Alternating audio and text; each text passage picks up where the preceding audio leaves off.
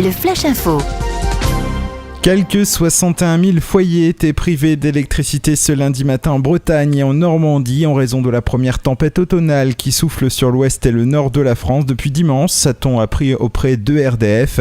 30 000 foyers ne sont plus alimentés en électricité en Bretagne, dont la moitié dans le département du Finistère. En Basse-Normandie, 21 000 foyers se sont réveillés dans le noir.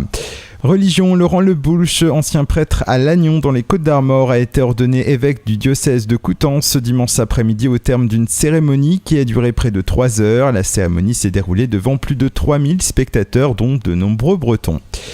Excès de vitesse, samedi vers 18h30, un homme s'est fait contrôler à 161 km/h au lieu de 110 sur la RN13 à hauteur de Valognes. Les gendarmes ont procédé à une rétention du permis de conduire. Ce conducteur de 31 ans demeurant à Clichy-la-Garenne dans les Hauts-de-Seine n'a pas eu connaissance d'une convocation au tribunal.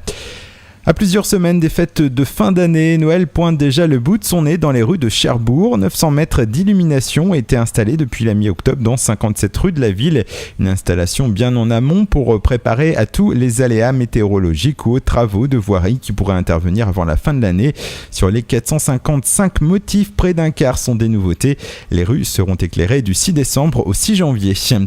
Et puis football, respectivement Tombeur de Vire et de la Maladrerie Avranches et Tour-la-Ville ont composté leur ticket pour le prochain tour de la Coupe de France ce dimanche.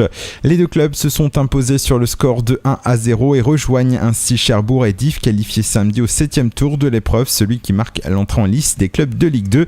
Le tirage au sort du 7e tour aura lieu mercredi midi à Paris.